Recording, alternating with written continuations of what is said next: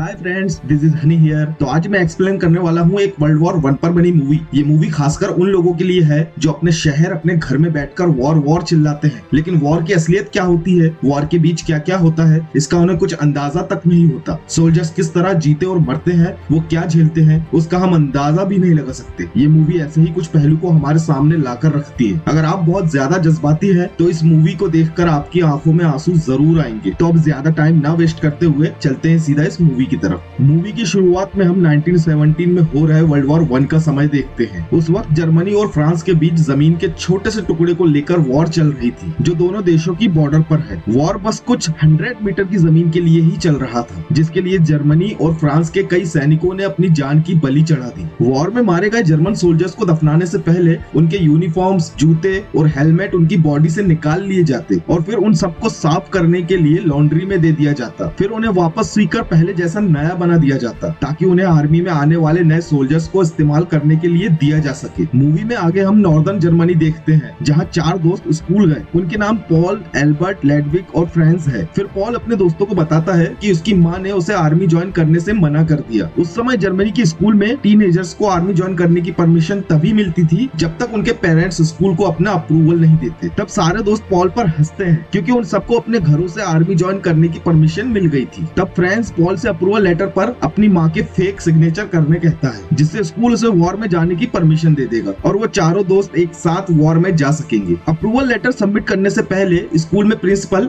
Students को एक motivational speech देता है, ताकि वो वॉर में जाने वाले स्टूडेंट्स की हिम्मत बढ़ा सके। स्टूडेंट्स भी प्रिंसिपल की स्पीच सुनकर खुश होते हैं, क्योंकि उन बेचारों को पता नहीं था कि जंग का मैदान कितना खतरनाक होता है। दरअसल उन चारों का आर्मी ज्वाइन करने का मकसद देश को दुश्मनों से बचाने का नहीं था, बल्कि उन्हें बस लोगों की नजरों में एक अच्छा इंसान बनना था, ताकि सब उनकी इज्जत करें। आगे हम देखते हैं, आर्मी के यूनिफॉर्म मिलने के बाद वो चारों जंग के मैदान की तरफ बढ़ते हैं। उनके चेहरे की हंसी बता रही थी कि अभी वो बहुत एंजॉय कर रहे हैं, लेकिन उन बेचारों को पता नहीं था कि ये उनकी आखिरी हंसी है। वो जैसे ही अपने कैंप में पहुंचे, तभी एक डॉक्टर सामने आकर उनके ट्रक को रोक देता है और उन सबको ट्रक से उतरने कहता है, क्योंकि उन्हें अपने घायल सोल्जर्स को ट्रक से हॉस्पिटल ले जाना था। अब उन्हें जंग के मैदान तक पैदल ही जाना पड़ता है। वो लोग कुछ किलोमीटर पैदल चलकर जैसे ही वॉर फील्ड पर पहुंचे, तभी अचानक वहाँ बॉम्ब से अटैक हुआ। अटैक होते ही कमांडर सबको गैस मास्क लगाने कहता है, लेकिन पॉल अपने दोस्तों को मास्क पहनाने में लगा था, इसलिए उसने खुद मास्क पहनने में देर कर दी। ऑर्डर जल्दी फॉलो न करने की वजह से कमांडर उसे पनिश करके कहता है कि उसे अपने बेस पर पहुंचे तक मास्क लगाए रखना होगा। आगे हम देखते हैं, कुछ दूर चलने के बाद वो बेस पर पहुंच गए। तब वहाँ वो अपने वाइस कमांडर से मिलते हैं, जिसका नाम स्टैनिस्लॉस कैटजिंस्की है, जिसे सारे लोग कैट के नाम से बुलाते थे। कैट बहुत अच्छा इंसान है और वो पहले वाले कमांडर जितना स्ट्रिक्ट भी नहीं है। आगे हम रात का समय देखते हैं। उस रात पॉल और एल्बर्ट को बाकी लोगों को गार्ड करने का काम मिला था, इसलिए वो रात में एक ट्रेंच के पीछे छुपकर दुश्मन पर नजर रख रहे थे। उन्हें कोई भी दुश्मन नजर नहीं आता, लेकिन कुछ देर बाद उन्हें किसी के चलने की आवाजें आई। वो आवाज उनकी तरफ ही बढ़ रही थी, लेकिन खुद को सावधान और महफूज रखने की बजाय पॉल खुश हो रहा था। वो सोचता है कि एल्बर्ट को अपनी शूटिंग स्किल दिखाने का यही मौका है, लेकिन उस दिन पॉल की किस्मत खराब थी। उसका निशाना चूक गया और दुश्मन को उनके ठिकाने का पता चल गया, इसलिए वो भी उनकी तरफ फायर करते हैं। लेकिन शायद उस दिन पॉल की मौत नहीं लिखी थी, इसलिए गोली सीधा उसके हेलमेट पर लगी और वो नीचे गिर गया। ये देखकर पॉल डर गया। अब उसे एहसास हुआ कि जंग का मैदान मजे करने के लिए नहीं है। तभी दुश्मन का एक और हमला हुआ और एक बॉम्ब फटा। तब उनका कमांडर वहाँ बने शेल्टर में सबको छुपने और सबको शांत रहने कहता है। कमांडर बताता है, रात में इस तरह के हमले होना आम बात है, लेकिन दुश्मन की सेना उनकी तरफ धीरे धीरे बढ़ती है, ताकि वो उनके बेस पर हमला कर सके। जर्मन सोल्जर्स को अपनी जगह से हिलने से भी मना किया गया था, क्योंकि उनके पास फ्रेंच सोल्जर्स जितने आधुनिक हथियार नहीं थे। वो बहुत आसानी से अपनी जान गंवा देंगे, इसलिए उन्हें तब तक छुपे रहना था जब तक दुश्मन हमला करना बंद न कर दे। ये सब देखकर एक जर्मन सोल्जर बहुत घबरा गया, इसलिए वो कमांडर से कहता है कि उसे अपने घर जाना है। वॉर में आकर उसने बहुत बड़ी गलती कर दी। लेकिन तभी एक जोरदार हमला हुआ, जिससे वहाँ की जगह तहस नहस हो गई। सब लोग अपनी जान बचाने भागने लगे, क्योंकि वो फ्रेंच सोल्जर्स का मुकाबला नहीं कर सकते थे। आगे हम कुछ देर बाद का सीन देखते हैं। हमला रुक गया था, लेकिन हमले में उनका बेस पूरी तरह से बर्बाद हो चुका था। बेस के मलबे में पॉल और बाकी सोल्जर्स दब गए। अगले दिन पॉल को एल्बर्ट और बाकी सोल्जर्स मिलकर मलबे से बाहर निकालते हैं। पॉल ने कभी सोचा भी नहीं था कि वॉर इतना खतरनाक होगा। मलबे से बाहर निकलने के बाद जब पॉल ने चैन की सांस ली, तब कैट ने पॉल को एक ब्रेड का टुकड़ा दिया, ताकि वो अपना पेट भर सके। तभी वहाँ उनका कमांडर आया और उन्हें मारे गए सोल्जर्स के गले से उनके नेकलेस उतारने का ऑर्डर दिया। दरअसल सारे जर्मन सोल्जर्स को एक नेकलेस दिया जाता है, जिसमें उनका नाम और एड्रेस लिखा होता है, ताकि मरने के बाद उन्हें उनके परिवार को सौंप दिया जाए। पॉल जब लाशों से नेकलेस निकाल रहा था तभी उसका पैर अपने दोस्त लेडविक के चश्मे पर पड़ा, इसलिए वो अपने दोस्त को ढूंढने लगा। लेकिन तब उसे एक बहुत बड़ा शॉक लगा जब उसे उसके दोस्त लेडविक की लाश मिली। तब उसे देखकर पॉल रोने लगा और उसके गले से उसका नेकलेस निकाला, लेकिन उसे एहसास हुआ ये समय रोने का नहीं है। तब वो बाकी शहीद सोल्जर्स के गले से नेकलेस निकालने लगा। पॉल समझ गया था कि यहाँ से उसके जिंदगी का सबसे बुरा सपना शुरू हो चुका है। आगे हम देखते हैं अब पॉल को आर्मी में 1 साल हो चुका था और अब उसे इस भयानक वॉर के बीच रहने की आदत हो गई थी। एक दिन पॉल और कैट ऐसे ही घूमने निकले, तब उन्हें जंगल के पास एक फार्म दिखा। उन्हें अच्छा खाना खाए काफी समय हो गया था, इसलिए वो लोग उस फार्म से एक गूस चुराने का प्लान बनाते हैं। अब कैट फार्म के अंदर गया और पॉल बाहर खड़े रहकर नजर रख रहा था। तभी अचानक पॉल को गन शॉट की आवाज आई क्योंकि फार्म ओनर ने कैट को देख लिया था। तभी कैट दरवाजा खोलकर भागने लगा और उसके हाथ में गूस भी थी। कैट को देखकर पॉल भी उसके साथ भागता है। दोनों भागते हुए अपने बेस पर वापस आए। फिर कैट गूस का स्वाद चखने पॉल, फ्रांस, एल्बर्ट और एक जैडन नाम के सोल्जर को बुलाता है। कैट ने गूस को खुद अपने हाथों से बनाया था। वो लोग बहुत खुश थे क्योंकि उन्होंने बहुत दिनों बाद एक अच्छे खाने का लुत्फ उठाया था। खाना खाते समय वो एक दूसरे के साथ मस्ती करते हैं और एक दूसरे को हंसाते हैं ताकि वो कभी न खत्म होने वाली जंग को कुछ देर के लिए भुला सके। अगले दिन आलू छीलते समय उन 5 सोल्जर को 3 लड़कियां दिखाई दी जो वहीं से गुजर रही थी। उन सोल्जर्स ने एक लंबे अरसे के बाद किसी लड़की को देखा था, इसलिए उन्हें देखकर वो अट्रैक्ट हो गए। लेकिन उनमें से सिर्फ फ्रांस ही उन लड़कियों से बात करने की हिम्मत करता है और उन्हें घर तक छोड़कर आता है। आगे हम देखते हैं दोपहर के खाली समय में पॉल जब अपनी फैमिली के लिए लेटर लिख रहा था तब कैट उसके पास आया और अपनी वाइफ का भेजा हुआ लेटर उसे पढ़ने कहा क्योंकि वो पढ़ना लिखना नहीं जानता। लेटर में लिखा था कि कैट की वाइफ उसे बहुत मिस करती है और उसका घर आने का इंतजार कर रही है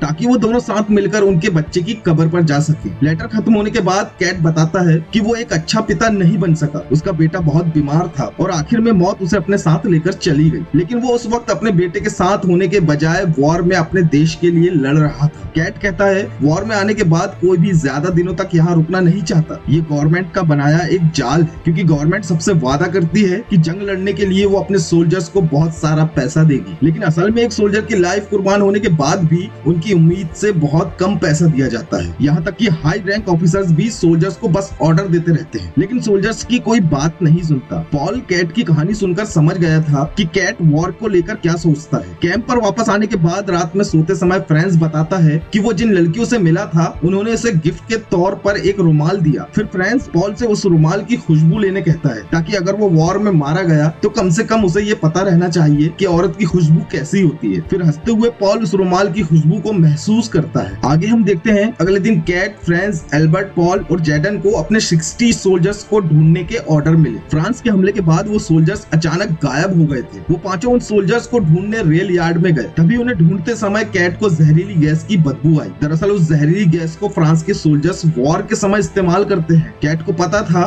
खोए हुए सोल्जर्स गैस की वजह से वहीं कहीं छुपे होंगे, इसलिए वो 5 ने ढूंढते हुए रेलवे के वेयर हाउस में गए। वेयर हाउस में जाने के बाद वो अलग अलग होकर उन्हें ढूंढने लगे। पॉल एक रूम में गया, लेकिन अंदर जाते ही वो चौंक गया। उसने वहाँ उन 60 सोल्जर्स की लाशें देखी। उन्हें देखकर पॉल बाकी साथियों को आवाज लगाता है। कैट उन सोल्जर्स की डेड बॉडी देखकर समझ गया था कि वो सब पॉइजनस गैस की वजह से तड़प तड़प कर मरे। उस रात जर्मन बेस पर वॉर जनरल गुस्से में था क्योंकि जर्मन सरकार फ्रांस के आगे घुटने टेकने की बात कर रही थी ताकि फ्रांस वॉर रोक दे, जबकि जर्मनी के पास कोई आधुनिक हथियार या टैंक नहीं थे। फिर भी जनरल को लग रहा था कि उसकी सेना इस लड़ाई को जीत लेगी, इसलिए जनरल अपने असिस्टेंट को अगले दिन हमला करने की तैयारी करने कहता है। जनरल के हिसाब से अमन और शांति सिर्फ कमजोर लोगों को पसंद आती है और वो कमजोर नहीं है। अगली सुबह जर्मनी और फ्रांस के कुछ सरकारी लोग एक ट्रेन में मिलते हैं। उनमें से एक जर्मन ऑफिसर जिसका नाम मिथायस है, वो फ्रेंच अधिकारियों से अपने टैंक वापस लेने कहता है क्योंकि उन्होंने पहले ही अपने बहुत से सोल्जर्स खो दिए थे। तब फ्रेंच के अधिकारी मिथायस को एक फाइल देते हैं जिसमें कुछ डॉक्यूमेंट्स थे। वो चाहते थे कि जर्मन सरकार उन डॉक्यूमेंट्स पर साइन करे। उन डॉक्यूमेंट्स में फ्रांस की कुछ शर्तें लिखी थी, इसलिए फ्रांस जर्मनी को उन डॉक्यूमेंट्स पर साइन करने के लिए सिर्फ 72 घंटों का समय देता है और अगर जर्मन ने डॉक्यूमेंट्स पर साइन नहीं किया तो आगे फ्रांस उनसे कोई डील नहीं करेगा और वॉर हमेशा चलता रहेगा। आगे हम देखते हैं जर्मन सोल्जर्स हमले की तैयारी कर रहे थे, लेकिन उनमें लड़ने का जरा भी जोश नहीं था। सारे सोल्जर्स अब वॉर से ऊब चुके थे और वो बस इसी उम्मीद में थे कि जल्द से जल्द वॉर खत्म हो जाए, क्योंकि अब उन्हें अपने परिवार की याद सताने लगी थी। वो बस किसी तरह अपने घर जाना चाहते थे,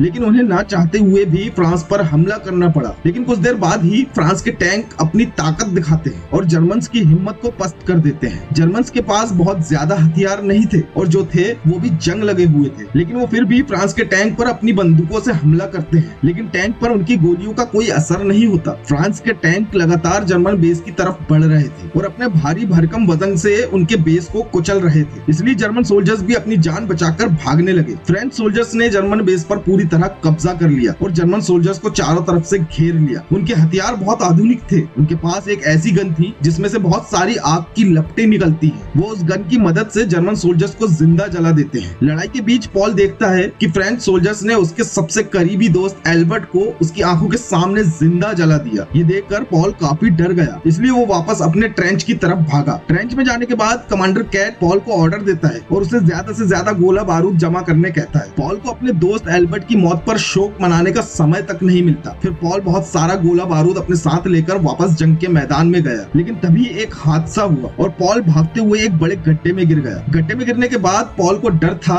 कि उसका दुश्मन उसे गड्ढे में देखकर उस पर हमला न कर दे, इसलिए वो वहां मरने की एक्टिंग करने लगा। लेकिन तभी एक फ्रेंच सोल्जर उसके पीछे आकर खड़ा हो गया। वो बस पॉल को शूट करने ही वाला था, लेकिन पॉल की किस्मत अच्छी थी। फ्रेंच सोल्जर के शूट करने से पहले कोई दूसरा जर्मन सोल्जर उसे मार गिराता है। गोली लेते ही फ्रेंच सोल्जर भी उस गड्ढे में गिर गया। तब मौका देखकर पॉल उसके पास गया और उसका चाकू निकालकर उसी पर कई बार हमला किया। अब वो सोल्जर अपनी आखिरी सांसें गिन रहा था। तब पॉल को एहसास हुआ कि उसने अपने हाथों से किसी की जान ले ली, इसलिए वो बहुत रोता है। वॉर ने उसे एक निर्दयी हत्यारा बना दिया था। जब पॉल उस फ्रेंच सोल्जर के बारे में जानने के लिए उसका वॉलेट चेक करता है, तब पॉल को पता चला कि वो सोल्जर भी बिल्कुल उसकी तरह ही था। उसे भी अपनी फैमिली से बहुत प्यार था, क्योंकि उसके वॉलेट में उसकी वाइफ और बेटी की फोटो मिली। मतलब वो फ्रेंच सोल्जर भी उसी की तरह ही वॉर में फंसा हुआ था और अपने घर जाने के लिए उत्सुक था, लेकिन अब वो मारा गया। पॉल उस सोल्जर के लिए कुछ नहीं कर सकता था, इसलिए वो बस माफी मांगता है। आगे हम देखते हैं जर्मनी और फ्रांस की फिर से बैठक हुई। जर्मनी फ्रांस द्वारा रखी गई शर्तों से चिढ़ा हुआ था, क्योंकि उन डॉक्यूमेंट्स में फालतू की शर्तें थी जिसमें जर्मनी को सरेंडर करने कहा जा रहा था। इसलिए मिथायस फ्रांस के इस प्रस्ताव को ठुकरा देता है और सीज फायर कैंसिल करने कहता है। मतलब अब वॉर नहीं रुकेगा। मिथायस कहता है कि वो सरेंडर करने की बजाय शान से मरना पसंद करेगा, और वो इसलिए वॉर रुकने नहीं बोल रहा कि फ्रांस ताकतवर है। वो बस अपने सोल्जर्स की जान बचाना चाहता है जो अपने देश के लिए रात और दिन लड़ रहे हैं, जबकि उन्हें पता है कि वो लोग फ्रांस से जीत नहीं सकते। आगे हम देखते हैं जर्मनी और फ्रांस की अगली बैठक में जर्मनी फ्रांस की सारी शर्तें पूरी करने मान गया। ये कहकर मिथायस और बाकी के ऑफिसर भी फ्रांस के बनाए एग्रीमेंट लेटर पर साइन करते हैं। साइन होने के बाद फ्रेंच अधिकारी कहते हैं अगले दिन सुबह 11 बजे सीज फायर डिक्लेयर कर दिया जाएगा। मतलब अगले दिन 11 बजे जर्मनी और फ्रांस के बीच वॉर खत्म हो जाएगा। उधर पॉल जब अपने बेस पर वापस आया तब उसे समझ नहीं रहा था कि बाकी के सोल्जर्स खुशियां क्यों मना रहे हैं। तब एक सोल्जर पॉल को बताता है कि जर्मन सरकार ने रेडियो पर खबर दी है कि अगले दिन 11 बजे वॉर खत्म हो जाएगा। मतलब वो सारे सोल्जर अब अपने घर जा सकेंगे। ये सुनकर पॉल भी बहुत खुश होता है, लेकिन उसे अब भी एक जरूरी काम करना था और वो काम अपने दोस्तों को ढूंढने का था। इसलिए वो वहाँ के ट्रीटमेंट रूम में गया जहाँ बहुत सारे घायल सोल्जर पड़े थे और उनका कोई इलाज नहीं कर रहा था। उन सोल्जर्स के बीच पॉल को उसका एक दोस्त जैडन मिला। जैडन पॉल को बताता है कि उसका पैर बुरी तरह घायल हो चुका है, इसलिए डॉक्टर उसका पैर काटने वाले हैं। फिर जैडन पॉल को एक रुमाल देता है। ये वही रुमाल था जो उन लड़कियों ने फ्रांस को दिया था। जैडन ने बताया कि फ्रांस जंग में शहीद हो गया। मतलब पॉल ने अब अपने बचपन के आखिरी दोस्त को भी खो दिया। ये सुनकर पॉल भावुक होकर रोने लगा। तब जैडन पॉल को हिम्मत देते हुए कहता है कि उसे शुक्रगुजार होना चाहिए क्योंकि वो अब भी जिंदा है और सही सलामत है। उसे शुक्रगुजार होना चाहिए कि वो जैडन की तरह अपाहिज नहीं हुआ। जैडन की बातें सुनकर पॉल शांत होकर खाने की तलाश करने लगा ताकि वो अपना और अपने दोस्त का पेट भर सके। किचन की तरफ जाते समय पॉल उस रुमाल को अपने गले पर बांध लेता है। दरअसल वो ऐसा करके अपने सभी शहीद दोस्तों को श्रद्धांजलि दे रहा था। पॉल जैसे ही किचन में गया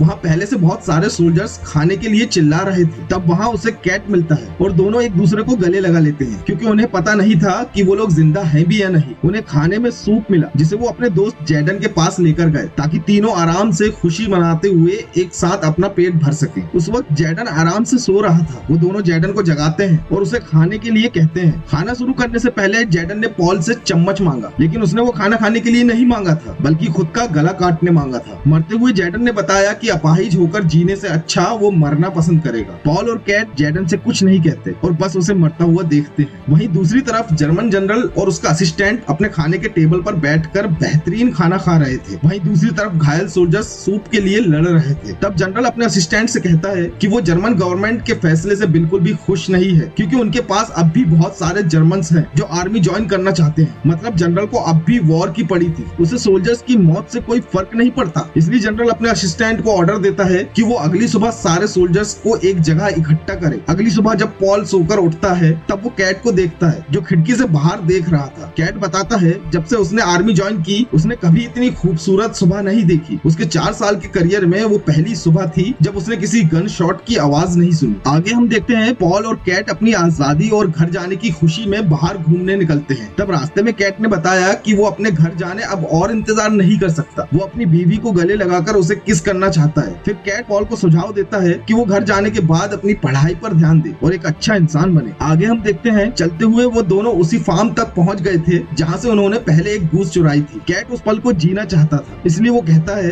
कि वो लोग आखिरी बार उस फार्म से गूस चुराएंगे। पॉल भी कैट के साथ मिलकर इस पल को यादगार बनाना चाहता था, इसलिए वो भी गूस चुराने मान गया। लेकिन अब की बार पॉल के अंदर जाने की बारी थी, इसलिए वो अंदर जाता है और कैट बाहर खड़े होकर पहरा देता है। अंदर जाने के बाद पॉल देखता है कि गूस अंडों पर बैठी है, इसलिए वो गूस को चुराने के बजाय उसके अंडे चुराता है। लेकिन तभी वहाँ फार्म का ऑनर आ गया। ऑनर और उसका बेटा पॉल पर शूट करते हैं। तब पॉल वहाँ से अपनी जान बचाकर भागता है। फार्म से बाहर निकलने के बाद कैट और पॉल दोनों ही वहाँ से भागने लगे, लेकिन भागते समय पॉल की जेब में सारे अंडे फूट गए। तब वो लोग एक बर्तन में उस फूटे हुए अंडों को जमा करते हैं ताकि वो उसे वैसे ही पी सके। आगे हम देखते हैं वापस आते समय कैट टॉयलेट करने जंगल में गया, लेकिन तभी वहाँ फार्म के ऑनर का बेटा आ गया। वो कैट की तरफ गन पॉइंट करता है। तब हम पॉल को देखते हैं, उसे अचानक एक गन शॉट की आवाज आई। तब पॉल कैट को जंगल से बाहर निकलते हुए देखता है। ऐसा लग रहा था सब कुछ ठीक है, लेकिन तभी अचानक कैट जमीन पर गिर गया। तब पॉल को पता चलता है कि कैट को उसके पेट के लेफ्ट साइड में गोली लगी है। इसलिए पॉल कैट को जल्दी से उठाकर अपने कैंप में ले गया। कैंप में जब डॉक्टर ने कैट की हालत देखी तब उसने कहा वो बदकिस्मती से कैट की जान नहीं बचा सकता। ये सुनकर पॉल को सदमा लगा, क्योंकि उसकी आंखों के सामने एक एक करके उसके सारे दोस्त मारे गए। तभी वहाँ जर्मन जनरल का असिस्टेंट आया और सारे सोल्जर्स को कोर्ट यार्ड में इकट्ठा होने कहा। जब सारे सोल्जर्स जमा हो गए तब वहाँ जनरल आकर बताता है कि वो लोग बहुत जल्दी अपने घर जाने वाले हैं, लेकिन वो चाहता था कि आखिरी बार सारे सोल्जर्स जंग के मैदान में जाकर फ्रांस पर हमला करें ताकि बॉर्डर को अपने कब्जे में ले सके। अभी 11 बजने में समय है। उसे इस बात से भी कोई फर्क नहीं पड़ता कि आखिरी समय में भी उनके हजारों सोल्जर्स मारे जाएंगे। उसके लिए बस जर्मनी की जीत और वो जमीन का एक छोटा सा टुकड़ा मायने रखता है, जिसके लिए जर्मनी और फ्रांस के बीच वॉर चल रहा था। जनरल की स्पीच सुनने के बाद सारे सोल्जर्स निराश हो गए, लेकिन उनके पास जनरल का ऑर्डर मानने के अलावा कोई रास्ता नहीं था। लेकिन कुछ सोल्जर्स जनरल का ऑर्डर मानने से इनकार कर देते हैं। तब उन सोल्जर्स को जनरल के लोगों द्वारा मार दिया गया। आगे हम देखते हैं जंग के मैदान में जाते समय पॉल एक सोल्जर से टाइम पूछता है। तब सोल्जर बताता है कि अभी 10:45 हो रहा है, मतलब 11 बजने में बस 15 मिनट बचे थे। अब सोल्जर्स को अपने दिमाग में बस एक बात अच्छी तरह बिठानी थी कि उन्हें अगले 15 मिनट तक अपनी जान नहीं गंवानी। उसके बाद सीज फायर डिक्लेयर कर दिया जाएगा। अब जर्मन फ्रांस पर हमला करने आगे बढ़ते हैं। दोनों देशों के बीच फिर से जंग शुरू हो गई थी। लड़ाई के बीच पॉल देखता है कि एक फ्रेंच सोल्जर ने उसके साथी पर हमला कर दिया, इसलिए वो उसे बचाने के लिए फ्रेंच सोल्जर पर कूदता है। लेकिन इस बीच पॉल और दुश्मन सोल्जर फ्रेंच आर्मी के बंकर में गिर गए। अंदर गिरने के बाद दोनों खड़े तो होते हैं, लेकिन एक दूसरे पर हमला न करते हुए बस एक दूसरे को देखते रहते हैं। दोनों ही इंतजार कर रहे थे कि कुछ ही सेकंड में वॉर खत्म हो जाएगा और वो दोनों अपने अपने रास्ते चले जाएंगे। लेकिन तभी अचानक पॉल के पीछे से एक और फ्रेंच सोल्जर आया और उसे पीछे से चाकू मार दिया। वो चाकू सीधा पॉल के दिल के पार हो गया। पॉल को चाकू लगने के कुछ सेकंड बाद ही 11 बज गए और वॉर ऑफिशियली खत्म हो गया। तब कमांडर के चिल्लाने की आवाज आई। वो फ्रेंच सोल्जर्स को लड़ाई रोकने कहता है। पॉल को बहुत अफसोस होता है कि वॉर खत्म होने से कुछ ही सेकंड पहले उसके दिल में चाकू लग गया था। उसे पता था कि अब वो मरने वाला है, इसलिए वो धीरे धीरे उस बंकर से बाहर आया ताकि वो मरने से पहले आखिरी बार अमन और शांति को महसूस कर सके। बाहर आने के बाद पॉल को ना तो गन शॉट की आवाज आई और ना ही किसी बॉम्ब धमाके की। अब वॉर पूरी तरह खत्म हो चुका था। वहीं दूसरी तरफ जर्मन जनरल खामोशी से घड़ी की तरफ देख रहा था। वो खामोश इसलिए नहीं था